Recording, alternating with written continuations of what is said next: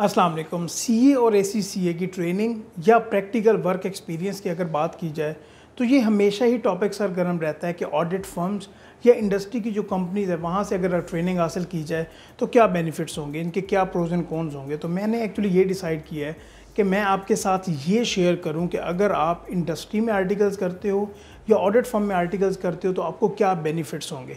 पहले मैं audit firm के ऊपर बात करूंगा कि इसमें अगर आप कोई भी बंदा अगर आर्टिकल्स प्लान करता है तो उसके क्या बेनिफिट्स होंगे। बाय द टाइम आपको इंडस्ट्री आर्टिकल्स में जो बेनिफिट होते हैं उसकी वीडियो का लिंक आपको डिस्क्रिप्शन में मिल जाएगा, तो वो आप बाद में देख सकते हैं।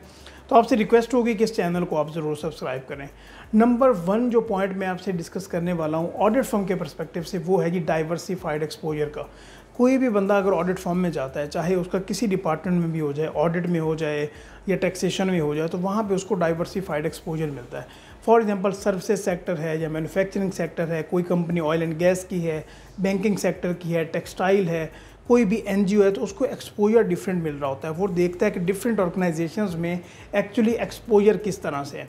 तो वो जो 3.5 साल अपने आर्टिकल्स कंप्लीट करता है तो उसकी सीवी में डाइवर्सिफाइड एक्सपोजर होता है और उसके पास ये अपॉर्चुनिटीज़ होती हैं कि जब भी किसी कंपनी में वो देखे कि यहाँ पे अपॉर्चुनिटी अवेलेबल है तो वहाँ पे वो अप्लाई कर सके, उसके पास ये काफ़ी ऑप्शन अवेलेबल होते हैं। हाँ, ये टाइम थोड़ा सा कम होता है कि एक्सटर्नल ऑडिट में 30 डेज़ या 2 महीने में अपने ऑडिट का, मैं एक एवरेज टाइम की बात कर रहा हूँ कि इस ड्यूरेशन में कंप्लीट करना होता है, बट उसके पास एक अच्छा एक्सपोजर आ जाता है। दूसरा पॉइंट है जी अपनी प्रैक्टिस इस्टेब्लिश करने का।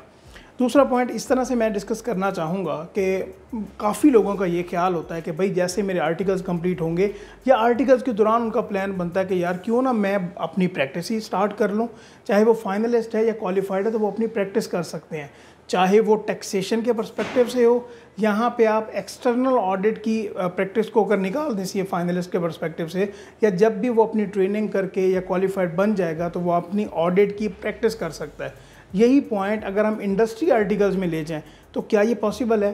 थोड़ा सा डिफ़िकल्ट है, क्योंकि उसने 3.5 साल अपने जो एक पीरियड है वो उसने एक ही कंपनी के प्रोसेसेस को समझने में लगा दिया, तो उसके लिए प्रैक्टिस इस्टेब्लिश करना, फाइनेंशियल सर्विसेज देना काफ़ी टफ होगा।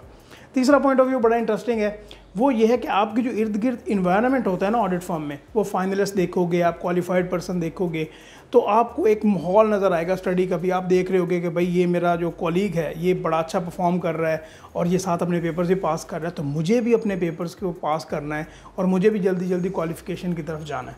तो ये एक बहुत बेहतरीन पॉइंट बन जाता है और इसमें आपके जो सीनियर होते हैं वो गाइड कर रहे होते हैं। और मज़े की बात ये है कि जब बंदा देखता है कि यार ये मेरा जूनियर है, ठीक है, 1 साल या 6 महीने मुझसे जूनियर आया है और ये अपना काम भी साथ कर रहा है और अपने पेपर भी पास कर रहा है, तो एक सोर्स ऑफ मोटिवेशन भी मिलती है कि यार अगर जूनियर का पास कर रहा है तो मुझे भी पास करने चाहिए ना। तो यहाँ पे ऑडिट फर्म में आपको ये बेनिफिट एक मिल जाता है कि आपके पास जो एक माहौल क्रिएट हो जाता है वो आपका सीए फाइनलिस्ट और क्वालिफाइड्स का होता है। जो अगला पॉइंट है वो बड़ा इंटरेस्टिंग है जी, जॉब के पर्सपेक्टिव से रेफरेंसिंग और नेटवर्किंग।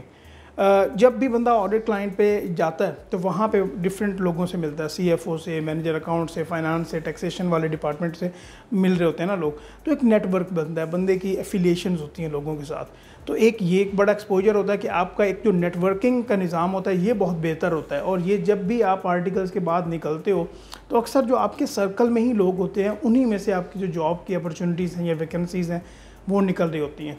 और आपने अक्सर ये देखा होगा कि ऑडिट फर्म में अगर कोई बच्चा अच्छा परफॉर्म कर रहा है तो मोस्ट ऑफ द केसेस में वही ऑडिट फर्म उसको रिटेन कर लेती है, क्योंकि उसको पता है कि इस बंदे ने यहाँ पे 3.5 साल में किस तरह से परफॉर्म किया है। हाँ, सैलरी पैकेजेस में कुछ अप एंड डाउन हो सकता है, बट उसके पास ये अपॉर्चुनिटी होती है कि अगर वो पार्टनर या क्लाइंट या मैनेजर देखता है कि भाई हाँ इस बच्चे में ये पोटेंशियल है और इसको इस ऑर्गेनाइजेशन में होना चाहिए, तो वो आपको ज़रूर रिटेन करेंगे, डिपेंडिंग कि आपकी ऑर्गेनाइजेशन किस तरह से है। और सबसे इम्पोर्टेंट बात ये है कि अगर आप किसी ऐसी ऑडिट फर्म में हो कि जहाँ पे उसकी एफिलिएशन इंटरनेशनल लेवल पे है तो आपको सेकंडमेंट की अपॉर्चुनिटीज़ भी मिल सकती हैं। और सेकंडमेंट में क्या होता है, आप 2 या 3 माह के लिए जाते हो या 6 माह के लिए जाते हो और फिर आपकी वहाँ पे परमानेंट जॉब के चांसेस भी निकल सकते हैं। और मेरे ऐसे कितने ऐसे जानने वाले हैं जो सेकंडमेंट के सिलसिले में गए हैं और अभी वो परमानेंट वहाँ पे डिफरेंट ऑर्गेनाइजेशंस में, इवन एक ऑडिट फर्म में गए हैं तो वो दूसरी ऑडिट फर्म में जाके अपनी परमानेंट जॉब कर रहे हैं। तो इस तरह से आपके पास अपॉर्चुनिटीज़ के दरवाजे खुलते हैं। सबसे इंपॉर्टेंट पॉइंट लास्ट में मैं आपसे डिस्कस करने वाला हूँ, जो प्रेशर हैंडलिंग होती है। इंडस्ट्री में उस तरह से आपके पास प्रेशर नहीं होता काम का कि आपके पास जो डेडलाइंस हैं वो मीट करना होती हैं, लेकिन ऑडिट डिपार्टमेंट में या ऑडिट फर्म में चाहे कोई भी डिपार्टमेंट हो, तो वहाँ पे आप देख सकते हो कि लेट सीटिंग हो रही होती है। ये एक कहा जाए तो एक नेगेटिव पॉइंट है, लेकिन वहाँ पे डेडलाइंस को मीट करना बहुत इंपॉर्टेंट होता है, और इस ड्यूरेशन में जो आप प्रेशर से गुजरते हो वो आपको अगली आपकी प्रोफेशनल लाइफ में बहुत ज़्यादा हेल्प आउट करता है। तो ये कुछ पॉइंट्स थे जो कि पॉजिटिव फैक्टर है ऑडिट फर्म में। अगर आप आर्टिकल्स प्लान कर रहे हो तो ये आपको ये वाले जो पॉइंट्स हैं आपको जहन में रखते हुए ऑडिट फर्म को ज़रूर जहन में रखना चाहिए। जो इंडस्ट्री के रेलिवेंट पॉइंट्स हैं वो इंशाल्लाह मैं नेक्स्ट वीडियोज़ में ज़रूर शेयर करूँगा, और उसका लिंक आपको डिस्क्रिप्शन में मिल जाएगा। आपने ये चैनल ज़रूर सब्सक्राइब करना है। Thank you so much. अल्लाह हाफ़िज़।